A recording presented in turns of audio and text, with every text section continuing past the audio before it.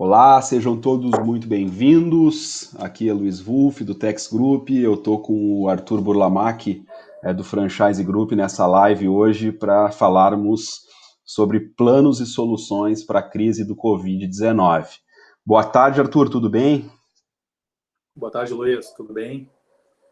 Tudo ótimo, tudo ótimo. Satisfação aí estar contigo aqui no nosso canal do Tex Group e também no canal do Franchise Group, onde a gente vai estar replicando essa live, né? E a ideia aqui é a Perfeito. gente falar bastante sobre o contexto atual, né, da crise que está se gerando em função do Covid-19 e como que as empresas, né, e as suas variáveis e as suas especificações, suas especialidades podem ajudar outras empresas de pequeno, médio e grande porte a atravessar esse período mais severo da crise, né, Arthur? Que nos traz uns desafios grandes aí, tanto do ponto de vista tributário, quanto do ponto de vista financeiro, como também jurídico, né? Dentro desse contexto, a gente preparou Exato. aqui um bate-papo aí com os nossos espectadores, né, com a nossa audiência, enfim, para falar um pouquinho sobre esse contexto. E aqui, só fazendo um rápido briefing sobre o Tex Group, a gente tem aí uma estrutura hoje de mais de 50 unidades de escritórios no Brasil, já entregou mais de 1.500 projetos e tem em torno de 100 especialistas dentro da nossa base de trabalho aqui no Tex. E o objetivo é sempre entregar soluções que são pensadas para o negócio de cada cliente, né, dentro das personalizações que são possíveis dentro desse mundo, né. Nós temos 4 áreas de atuação: a área de compliance, a área internacional, corporate e também a parte de legal. Nós falaremos hoje um pouquinho de compliance e de legal, e o Arthur vai entrar um pouco na área de corporate, falando em finanças, né? E algumas empresas que estão inovando conosco nesse processo, que tem tido já bastante sucesso e que a gente tem, ao longo desses anos, trabalhado e desenvolvido excelentes projetos. Pois bem, falando um pouquinho sobre essa questão de clientes e os desafios das empresas, eu vou começar perguntando e fazendo essa pergunta, né? Qual que é o seu plano para lidar com a crise do Covid-19? Eu acho que é uma pergunta que está bastante viva, né, Arthur, no segmento empresarial, nas empresas e nos clientes que nós atendemos, porque todo mundo, em poucas semanas aí, com certeza, começou a se mexer no sentido de pensar qual é o impacto dessa crise, né? E como é que eu posso fazer para melhorar a minha empresa, né, para ter um nível de eficiência maior na minha empresa dentro desse cenário tão controvertido, onde a gente tem alguma insegurança em relação à receita, como a gente tem insegurança em relação aos custos e despesas da operação. Dentro dessa linha, Arthur, a gente preparou aqui uma primeira ideia de proposta, que é bater um papo sobre a área tributária. E aí eu vou falar um pouquinho sobre isso aqui, até te questionar. O Arthur é sócio do Franchise Group e vive de muito de perto essa realidade das empresas em relação ao seu caixa, né? E o momento agora na área tributária é justamente para procurar o caixa. Quer dizer, o que eu consigo fazer, o que eu consigo manejar do ponto de vista fiscal que me permita ter um pouco mais de caixa, diferir um pouco mais minhas obrigações tributárias ou mesmo reduzir meu pagamento de impostos durante esse período para poder ultrapassar, né, essa fase ruim, essa fase de baixa de vendas, que obviamente vão impactar muitos varejistas, muitas indústrias e muitos prestadores de serviço no Brasil.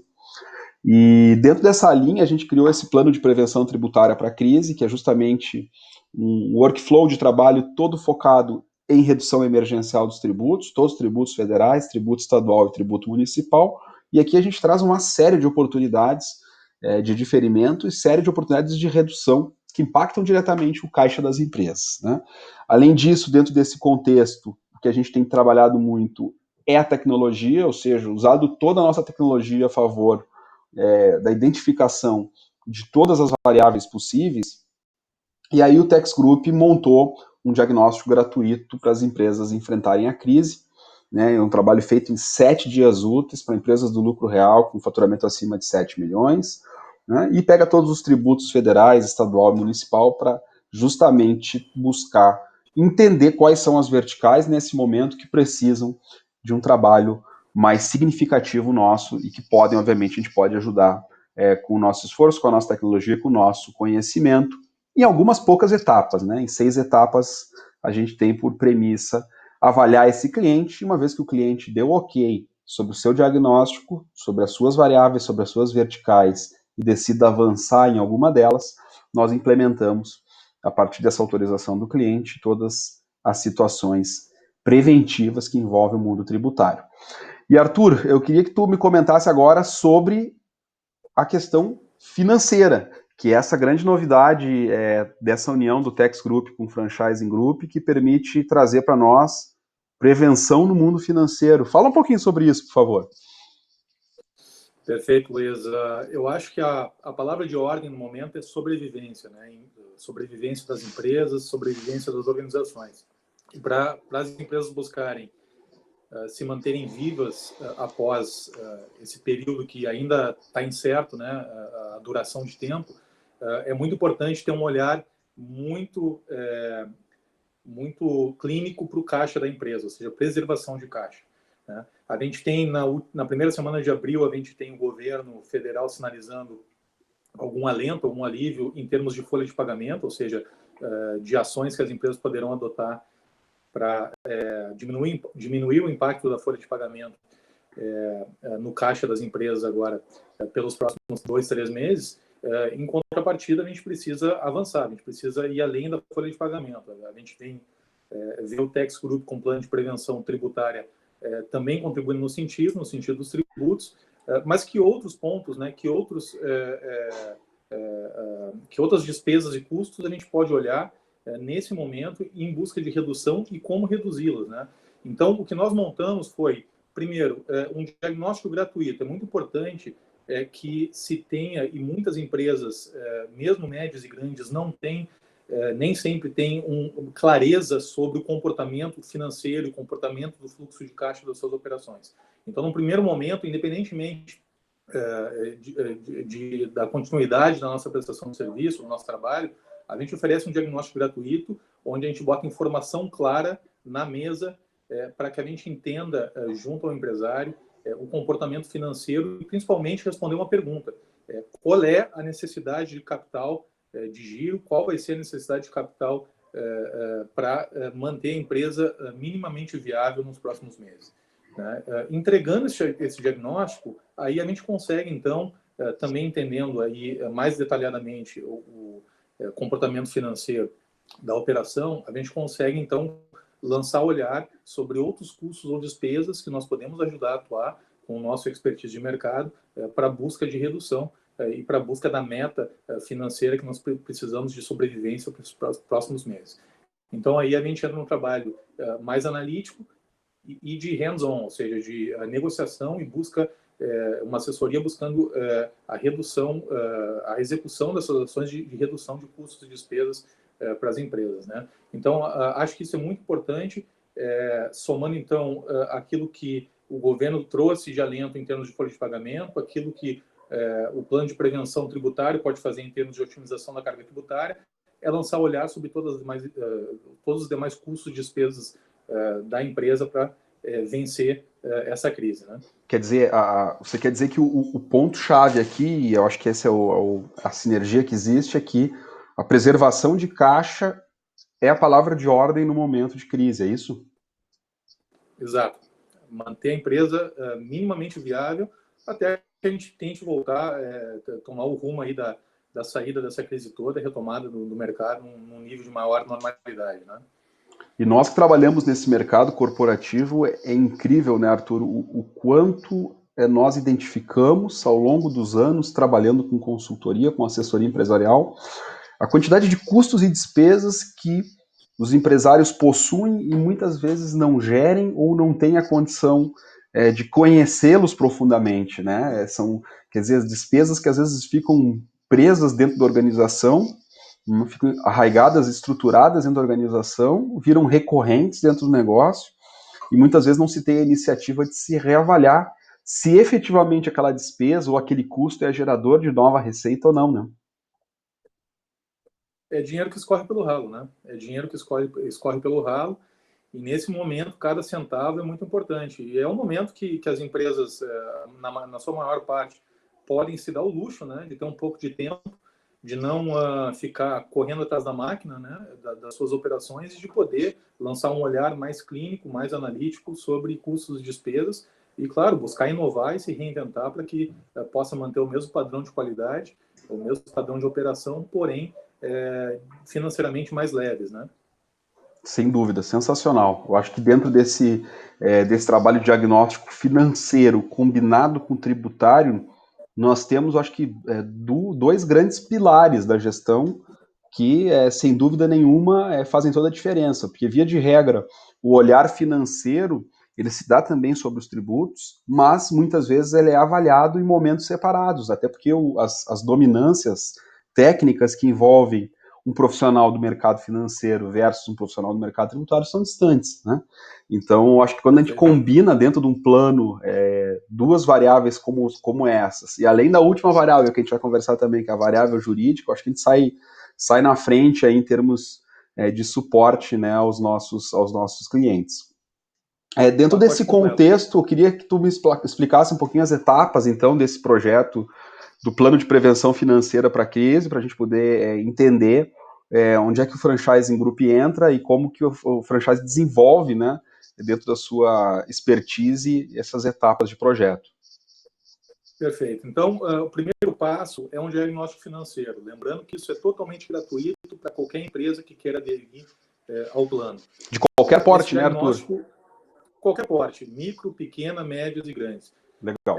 Esse diagnóstico ele é feito em até 7 dias e é um primeiro entregável. A gente entrega esse diagnóstico, então, para as empresas, para que elas possuam, então, essa informação, ou clareza de informação na mesa, para darem continuidade aí às suas ações de prevenção, independentemente da sequência do nosso trabalho ou não, né?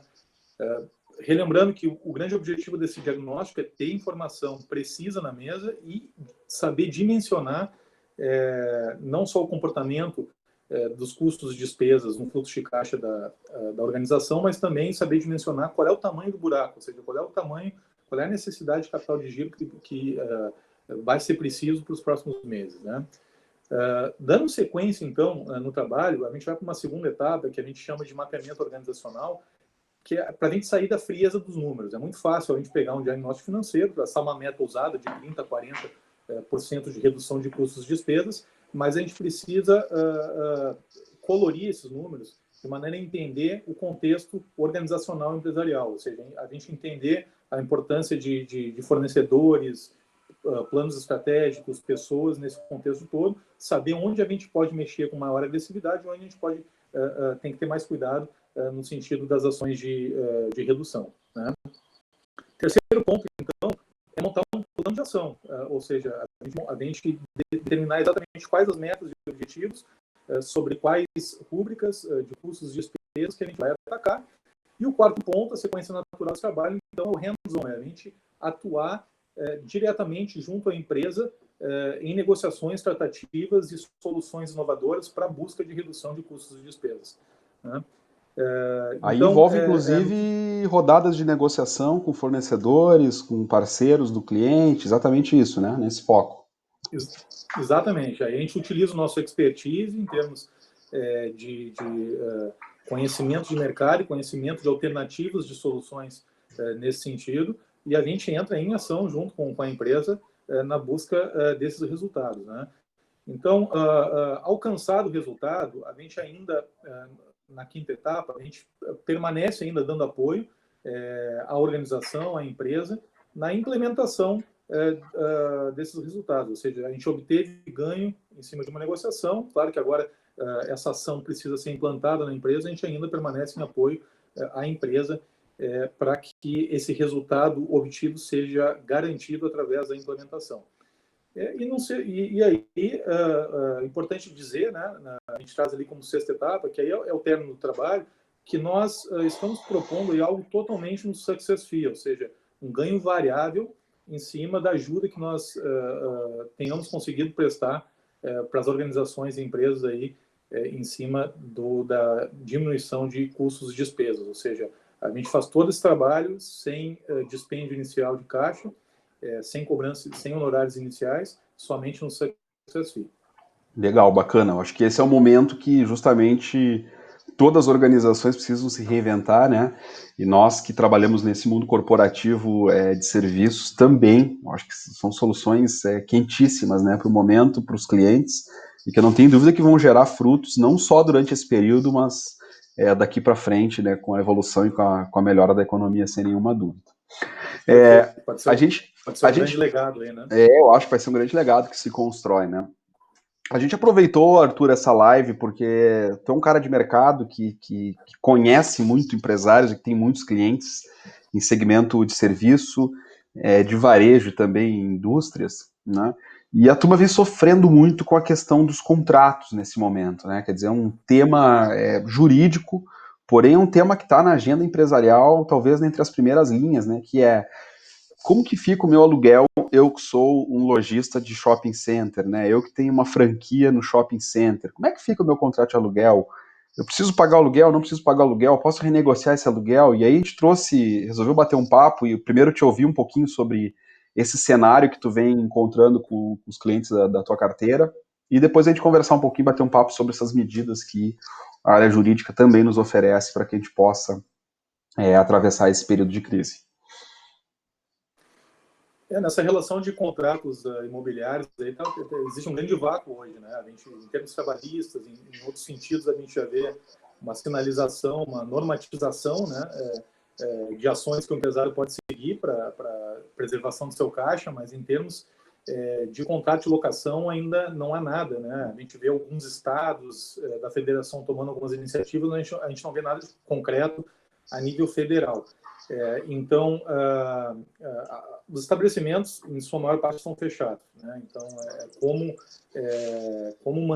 sem venda, sem faturamento, porém, o aluguel, a conta do aluguel, o boleto do aluguel, ele está vindo, tanto shopping centers, um ou outro shopping center, a gente viu, uma outra administradora de shopping center, a gente viu tomando a iniciativa de isentar ou de diminuir o aluguel nesse vencimento de abril, referente a março, mas a gente ainda não vê nada consistente, está gerando grande incerteza, grande insegurança para empresários, principalmente varejistas no Brasil inteiro, né? Quer dizer que... Pois não, desculpa, pode seguir. É fundamental que alguém ajude o empresário, que alguém some esforços ao empresário, a classe empresarial, no sentido de ajudar em algum caminho que possa também contribuir para a redução de despesas, nesse caso, em custo de ocupação, né, das empresas. Né?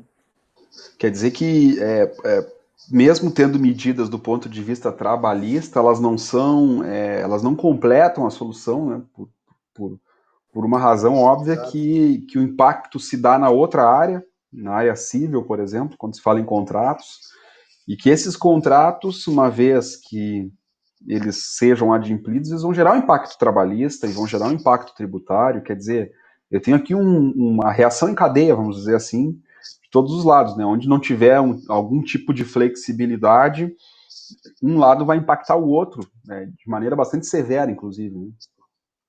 Exato. Aí, dentro desse contexto, a gente trouxe algumas coisas aqui para bater um papo rápido, tá? Primeiro, para tratar que houve um diferimento de 50% das contribuições do Sistema S por 3 meses, né? Isso já determinado pela própria União. Em segundo lugar, são suspensas as cobranças de dívida. Eu acho que o governo não faz mais do que obrigação, né? Suspender as execuções e as cobranças, uma vez que, quer dizer, as empresas nem produzindo estão. Imagina se tiverem que pagar dívidas anteriores a esse período, né? Pior ainda. Então tem uma sensibilização na manutenção de empregos. Porém, existe também uma portaria do Ministério da Fazenda, lá de 2012, que trata em situações de calamidade pública trata, na verdade, uma suspensão do prazo do vencimento dos tributos, né, por 3 meses, desde que exista um estado de calamidade pública, que é o que parece acontecer. Né? Essa portaria ela não é auto-aplicável, por incrível que pareça. Existia lá em 2012 para situações relacionadas a enchentes, a distúrbios naturais, a secas, etc., deslizamentos de terra, ou mesmo rompimentos de barragens, mas para esse caso da crise sanitária, parece que o fisco não admite a aplicação da portaria. Então, acho que esse é um ponto importante. Os contribuintes estão ajuizando as ações, né, estão utilizando a portaria do Ministério da Fazenda 12 de 2012 como uma base de orientação já formal a respeito do tema, né, e pedindo que o judiciário se manifeste a respeito nesse quesito. Então, isso é uma atualização importante, né? Existe uma medida aqui para diferimento, para moratória dos tributos, que de fato não é auto-aplicado pelo fisco, né? Nós tivemos na semana passada um diferimento de PIS, de COFINS e de verbas previdenciárias, porém não segue o que está escrito na portaria, um pouquinho diferente, é uma nova concessão feita pelo Ministério da Economia. Então, esse eu acho que é um ponto de atualização, Arthur, importante para os clientes da Franchise Group, do PropTex Group, em relação à suspensão dos tributos. Sim, é possível buscar e está se concedendo em torno de 20% de êxito, é a chance de se obter uma liminar hoje no Brasil nesse sentido. Então, de cada 100 ações que ajuizam, que são ajuizadas contra a União Federal buscando a suspensão dos tributos, 20 os juízes em média têm concedido. Então, isso é uma pauta para ficar aqui como um sinal de alerta para todo mundo. Outra coisa que acabou vindo, como você já comentou, a questão trabalhista, então a gente não vai nem repassar, porque já está todo mundo muito a par. A questão do fundo de garantia também, né? Essas competências de março, abril e maio, então, que foram diferidas, né? Foram suspensas em relação à sua exigibilidade. E aí o ponto alto aqui, que é o que você comentou, quer dizer, como é que ficam os contratos com fornecedores, né, os contratos com prestadores de serviço e os contratos de aluguéis, que essas operações, evidentemente, precisam rever nesse momento, né? Então, assim, os contratos de fornecedores, tanto de fornecedores quanto de prestadores, agora é o momento de identificar que tipo de oportunidade pode ser vista no sentido de conversar com esse prestador, até porque é um parceiro, via de regra, de longa data, né? São prestadores de serviço, via de regra, acompanham, né, a empresa ao longo da sua vida, do seu crescimento, né? Então é um momento agora de, evidentemente, não realizar rescisões diretas, mas que podem prejudicar até mais o negócio. Então é o momento de identificar a oportunidade, né, das parcerias, tratar os riscos, né, Arthur? Exato, parceria eu acho que é a palavra-chave nesse momento aí com fornecedores, né? Sem dúvida. E aí, obviamente, alguns clientes têm nos perguntado como é que fica a questão de força maior dentro desse contexto, né? Existe força maior? Sim, existe força maior pelo direito civil, pelo Código Civil. E como é que ficam os contratos com fornecedores, né? Acima de tudo, a gente tem dito, vamos usar o bom senso, porque interromper uma cadeia produtiva, uma cadeia de pagamento com fornecedor, gera uma interrupção futura e assim uma pessoa jurídica vai matando a operação da outra, né, e vai gerando uma cadeia que não é benéfica, uma cadeia que vai gerando cada vez mais prejuízo, que vai impactar em você direta ou indiretamente ali na frente. Quer dizer, é um ciclo, né? Quando eu derrubo um pedaço do ciclo, ele vai voltar em mim lá na frente com algum outro impacto. Então, o que a gente tem recomendado é renegociação, muitas vezes não de valor, mas de prazo, né? Nós estamos diante de uma crise que ela não vem se acentuando ao longo dos últimos anos, é uma crise de 15 dias, né? De 21 dias, né, Arthur? Existe oportunidade de renegociar, claro que sempre existe, mas aquelas dívidas que foram assumidas, ou seja, contratos que já tiveram obrigações, ele deve sim responsabilizar as partes, né? O que pode ser trabalhado é um prazo de pagamento que fique adequado ao fluxo de caixa do atual momento, mas não uma eventual rescisão unilateral que pode gerar um prejuízo até maior. Então tem que cuidar nesse aspecto de diferimento, né, para que seja feito isso de forma consensual entre o fornecedor e o cliente nesse caso, né? Então os clientes nossos que obviamente possuem seus fornecedores, cuide, né, para lidar com seus fornecedores, assim como você cuida para lidar com os seus funcionários. E quanto àquelas questões de lojas paradas em shopping centers, aí tem os contratos de aluguel, sim, esses merecem alguma renegociação, algum diferimento, né, as lojas ficaram paradas, mas também dentro de um certo bom senso, né, nunca de forma que você quebre o outro lado, né, nem 8 nem 80, eu acho que essa é a métrica que tem se buscado. Para qualquer um dos três pilares, né, Arthur, existe o poder judiciário que está aí para resguardar as partes, né, contra a abusividade, seja de um lado do credor, do lado do devedor. Então, é por isso que a gente sempre diz que Essas renegociações, elas podem envolver um plano jurídico de prevenção, mas elas precisam ser realizadas dentro do maior bom senso para que as coisas também trilhem caminhos adequados, né? Eu acho que esse era o ponto, né? Eu acho que o nosso recado aqui para o momento aumente o resultado economizando, quer dizer, a economia está parada, eu tenho dificuldade de gerar resultado, então vamos buscar aumentar esse resultado economizando, que eu acho que é o melhor caminho para que a gente possa estar junto num processo de recuperação, de reestruturação, né, e fazer as coisas realmente acontecer nesse período que é difícil para todo mundo, né, para todo empresário, seja ele pequeno, médio ou grande, que precisa passar, atravessar e lá na frente sair com certeza mais forte, né? Sair mais forte dessa, sem dúvida. Não, acho que é isso, Luiz. Acho que a gente tem aí a soma de três grandes...